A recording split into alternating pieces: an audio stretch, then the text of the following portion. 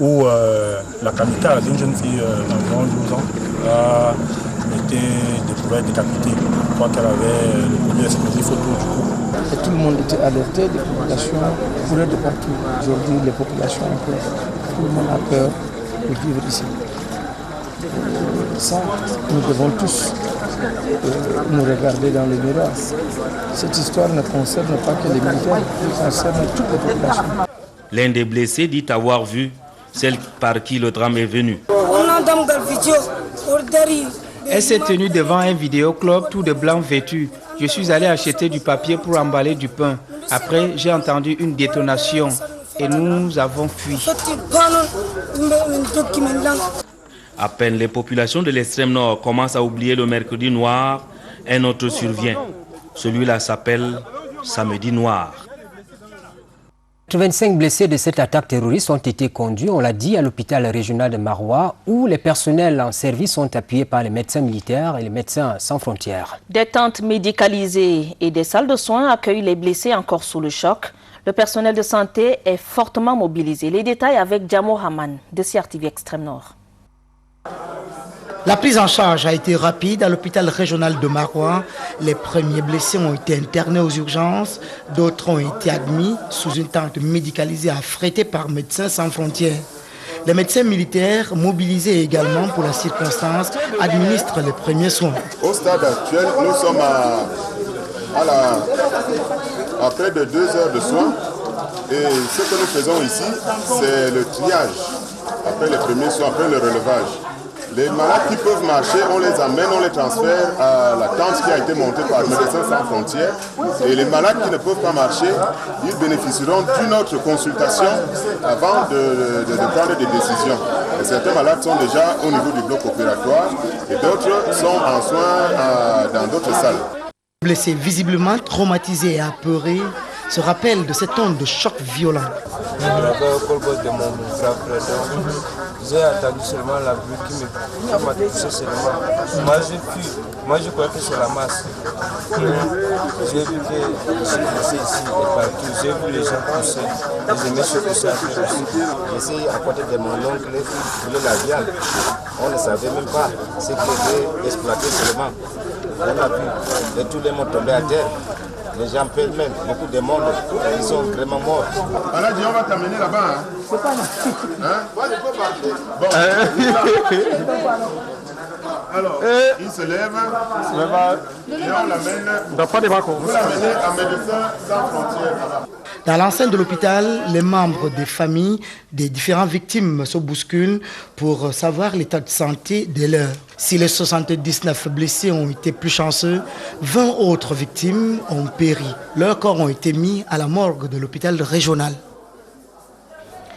Une certaine rumeur a circulé après le double attentat de mercredi dernier. Une rumeur selon laquelle l'une des kamikazes serait une étudiante de l'université de Maroua. Le recteur de cette institution, le professeur Ako Edward Oben, a tenu à apporter un démenti à cette nouvelle. Accompagné du staff administratif de l'institution, il s'est rendu au chevet de l'étudiante qui en réalité fait partie des blessés de cette attaque. Aladji Mustafa, CRTV, Extrême Nord. La rumeur qui circulait à Maroua a été amplifiée par certains médias et les réseaux sociaux. D'après cette rumeur, l'une des kamikazes qui s'est fait exploser mercredi dernier serait une étudiante de l'université de Maroua. Faux, retorque le recteur de cette institution. Nous sommes là pour démentir cette information. Au contraire, l'université de Maroua a souffert de cette situation parce que l'une de nos étudiantes qui était à Léonville pour chercher ses habits auprès d'un tailleur, malheureusement elle est arrivée au mauvais moment. Et elle était prise dans cette situation. L'étudiante victime qui n'a rien à voir avec ces attentats, la voici. Blessée au cours de ces explosions kamikazes, elle est internée ici à l'hôpital régional de Maroua.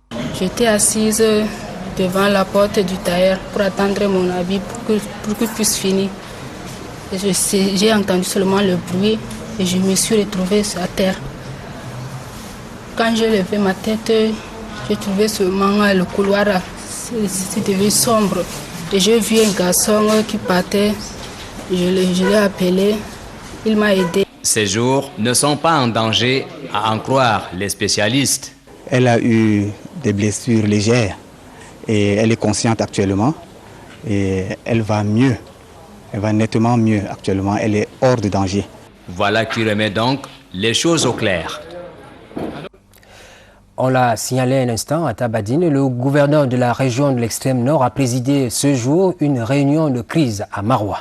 À cette occasion, Midio Abakari a annoncé un train de mesures visant à renforcer la vigilance dans la région. Nous l'écoutons. Actuellement, la situation est sous contrôle. Des mesures ont été prises et d'autres également vont entrer en vigueur.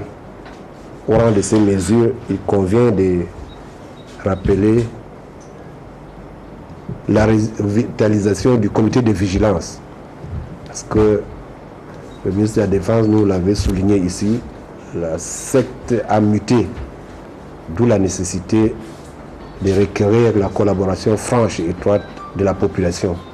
Au niveau des marchés, nous demandons aux maires, aux délégués du gouvernement, de remettre sur pied la police municipale, qui pourra également faire son travail de contrôle à l'intérieur, en synergie avec la police ou la gendarmerie. Nous allons interdire le commerce ambulant. Nous ne voudrons pas trouver les enfants ou les adultes en train de trimballer les choses en ville, vendre ici ou non. Tout commerce doit être un lieu fixe. Ceci est également valable pour les enfants de la rue, comme on les appelle. L'expérience a montré que tous ceux qui exportent, tous ces kamikazes, ont moins de 15 ans. Nous allons procéder au bouclage systématique. Parce que là, c'est des cas de délaissement parental. Il faut que nous sachions que tel enfant appartient à tel père. Mais c'est des enfants qui ne sont pas camerounais. C'est le refoulement systématique. Et ceci est valable pour les adultes. Les bailleurs, à partir d'aujourd'hui, doivent déclarer tout ce qui loue chez eux. Autre chose, les lieux de culte.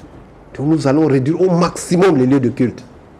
Nous ne disons pas que nous allons les fermer totalement, mais des concerts avec les leaders religieux, nous allons voir quels sont dans la ville les lieux de culte indispensables, de manière à faire un système d'autodéfense. Nous allons également étendre ça à la cartographie des écoles coraniques. Ces écoles informelles doivent catégoriquement fermer. Le contrôle des mototaxis, je le dis et je le répète, les surcharges, on ne veut plus voir 2-3 personnes derrière une moto. Et chaque moto doit avoir tous les documents exigés. Il y a un arrêté du Premier ministre à cet effet. La tolérance zéro est finie. Et le mototaximan doit avoir son papier. Les bars seront fermés. Tous vont au-delà des heures régulières. Nous n'allons pas encore entamer le couvre-feu, mais tout ce que nous envisageons, ça va dans ce sens-là. La campagne de prévention et de sécurité routière opère une mue imaginale. Après les événements sanglants de Maroua, des équipes sont descendues sur l'axe Yaoundé-Bafia. Ces équipes avaient une consigne, s'assurer qu'aucun individu suspect, qu'aucune substance illicite ne circule. Systématiquement, on procède à la détection de métaux, à la fouille au corps et à l'inspection des véhicules, autant que des bagages. Serge Atanganabiso, reportage. Ces équipes de la prévention routière connaissent sacrément bien leurs clients. Les deux générations précédentes de la même campagne ont établi que trop souvent, les usagers se lâchent à l'orée des villes. Pied au plancher une fois le plein de carburant fait, sitôt qu'on prend la route. À l'expérience aussi, les grands voyageurs ont déjà établi la cartographie des postes de prévention routière sur nos grands axes.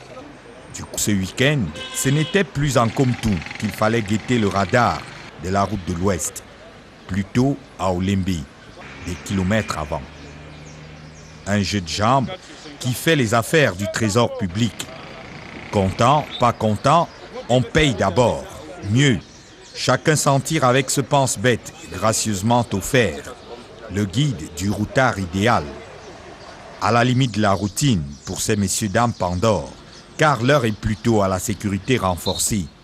Personne ne bouge plus sans ces escales forcées. Les détecteurs de métaux, c'est pour la sécurité du pays il faut qu'on contrôle en profondeur les usagers avec leurs bagages pour que ce qui s'est passé à Maroua n'arrive pas à la capitale, à Yaoundé. Le problème du radar, ce n'est pas tout à fait le problème de la proximité avec la ville ou bien l'éloignement de la ville. Le radar, on le place là où il peut surprendre, n'est-ce pas, les conducteurs récalcitrants. Leçon assimilée, c'est sûr, pense Bête gracieusement au fer aussi.